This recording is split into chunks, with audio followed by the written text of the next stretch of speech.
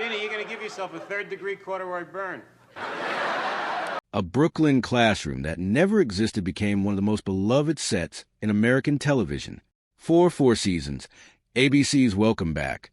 Kotter turned a group of unteachable remedial students into household names, made a 21-year-old named John Travolta into the biggest movie star on the planet, and gave a failed minor league baseball hopeful a stage to reinvent himself not once, but twice.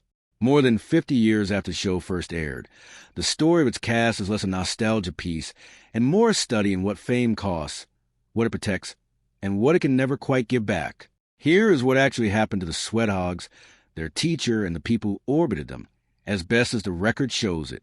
Welcome Back. Kotter premiered on ABC on September 9th, 1975, and ran for 4 seasons until June 8th, 1979, airing 95 episodes recorded in front of a live studio audience. The premise was simple and, for its time, quietly radical. A wisecracking Brooklyn teacher named Gabe Kotter returns to his own alma mater, the fictional James Buchanan High School, to teach a remedial class of loafers and troublemakers nicknamed the Sweat Hogs, kids just like the one he used to be. The show was built directly out of comedian Gabe Kaplan's own stand-up material about growing up in a Brooklyn remedial track, and several of its characters were modeled, in exaggerated form, on real people Kaplan had known as a teenager. The racially and ethnically mixed classroom, Italian, Puerto Rican, Jewish, Black, was itself part of the show's appeal, a portrait of New York City's melting pot that hadn't been common on network television before it. The show's theme song, Welcome Back, was written and performed by former Lovin' Spoonful frontman John Sebastian and became a #1 hit on the Billboard charts in its own right, reportedly popular enough that producers renamed the series after it, having originally planned to call it simply Kotter.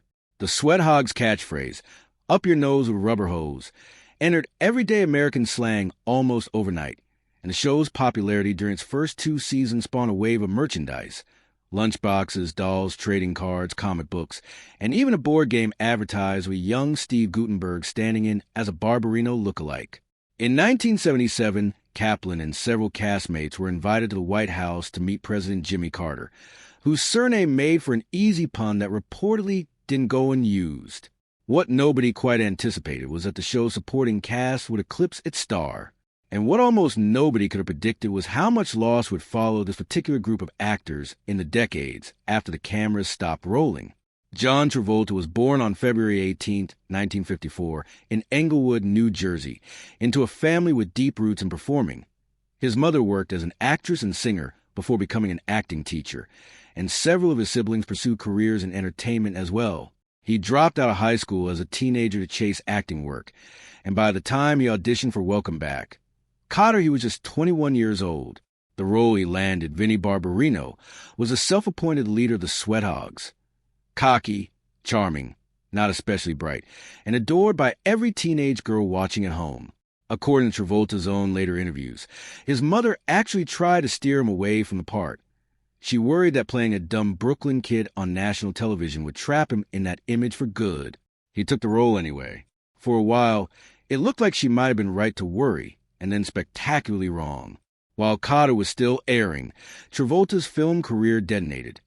He appeared in Carrie in 1976, then Saturday Night Fever in 1977, which earned him an Academy Award nomination, and Grease in 1978 cemented him as arguably the biggest movie star in the country.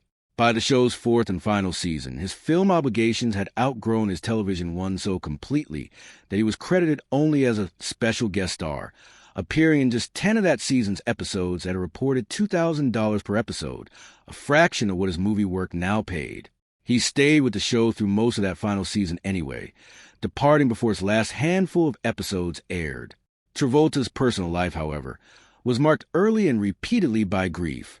In 1976, while filming the television movie The Boy in the Plastic Bubble, he met actress Diana Hyland, who was 18 years a senior and had recently been treated for breast cancer. The two became a couple, and according to Travolta's own account, they had discussed a future together. Hyland's cancer returned and spread.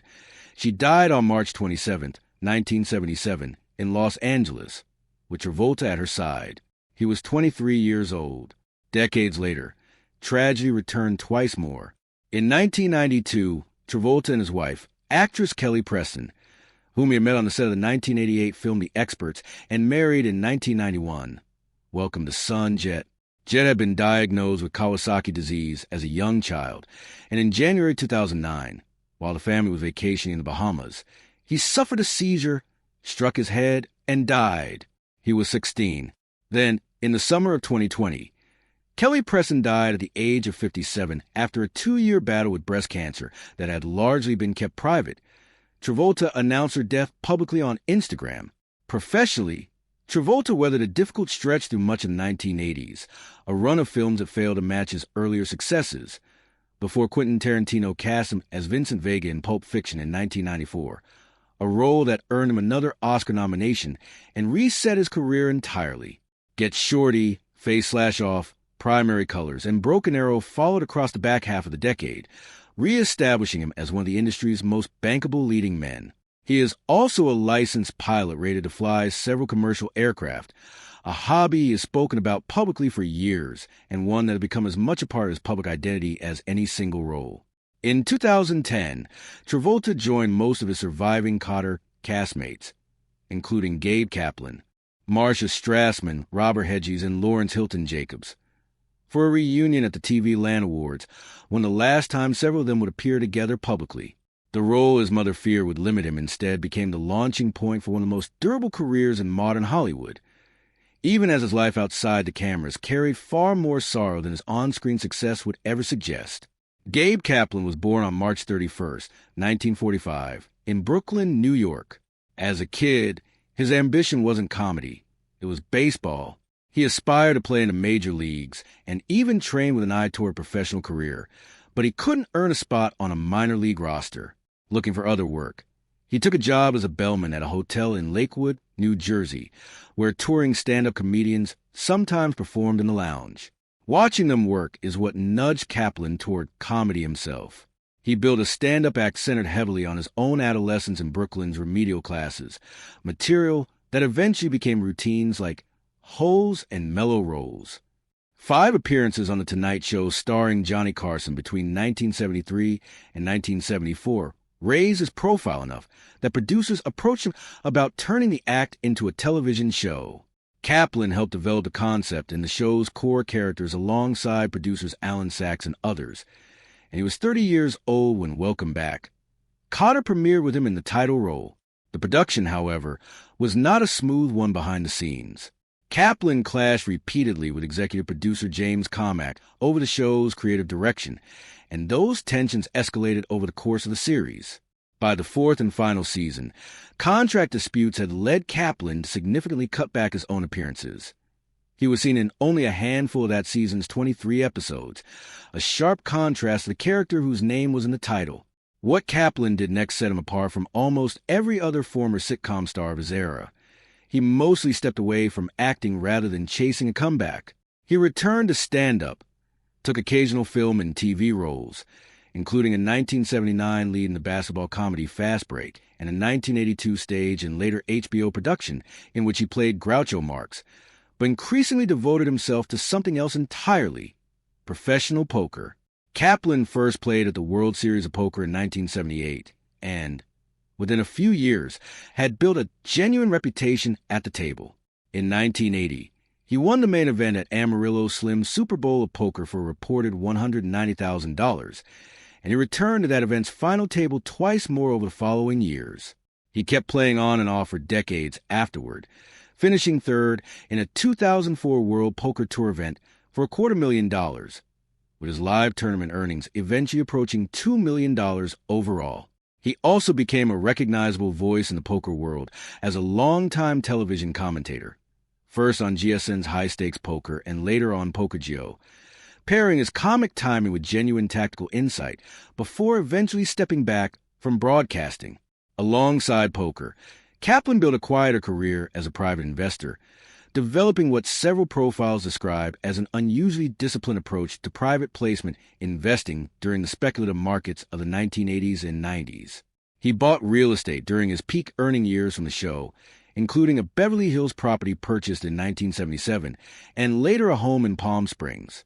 Between his acting royalties, his poker winnings, and those investments, most current estimates place his net worth somewhere in a range of $30 million to $50 million, a fortune built almost entirely on instinct he developed after Buchanan High School, not because of it.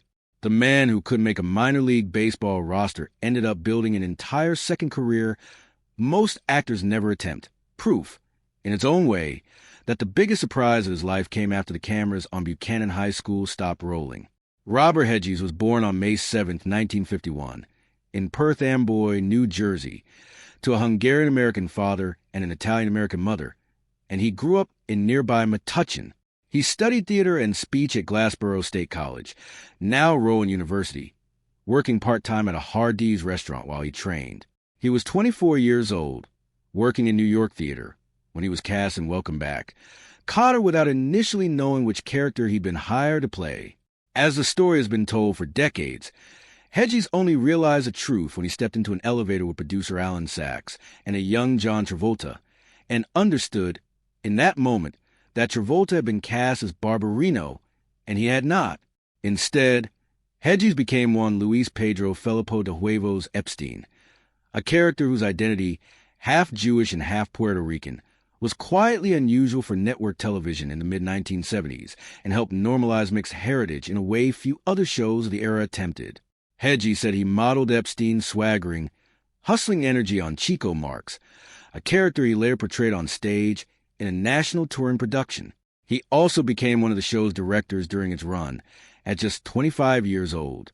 After Kotter ended, Hedges found steady work, most notably as undercover detective Manny Esposito on the 1980s crime drama Cagney and Lacey. He also guest starred across dozens of television series over the following decades, including Saturday Night Live, News Radio, Diagnosis, Murder and the Drew Carey Show, and appeared in films such as Bob Roberts alongside Tim Robbins. In the mid-1990s, he announced on a talk show that a spin-off centered on the grown-up Sweat Hogs, without Travolta's Barbarino, was in early development, though the project never moved beyond that stage and little further came of it publicly. He continued to teach occasional master classes at Rowan University, where a spokesman later called him a great friend of the school and remained connected to his New Jersey roots even as his career took him elsewhere. On January 26, 2012, Hedges suffered chest pains at his home in Metuchen, New Jersey, the same town where he'd grown up, and died of an apparent heart attack at a nearby hospital. He was 60 years old. John Sylvester White was born on October 31, 1919, in Philadelphia, Pennsylvania, and grew up in Colmar Manor, Maryland, where his father, an attorney, became the town's first mayor. White studied acting, worked in radio dramas, and had his first significant on-screen role in the early 1950s on the soap opera Search for Tomorrow. He then stepped away from a steady acting career for a long stretch before returning to the business. By the time he was cast as Vice Principal Michael Woodman on Welcome Back, Kotter, he was 55 years old, playing a bureaucrat who had essentially given up on idealism and was simply running out the clock until retirement. Travolta later credited White with giving the show a sense of dramatic credibility that balanced its comedy.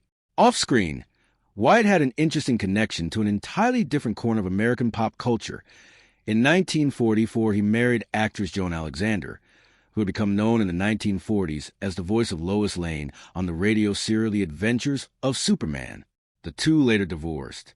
Before Kotter, Wyatt spent nearly 2 decades working steadily but far from stardom, theater, radio drama, and guest spots on shows like Kojak and Beretta after an earlier 18-year stretch away from performing altogether, during which he worked outside the entertainment industry.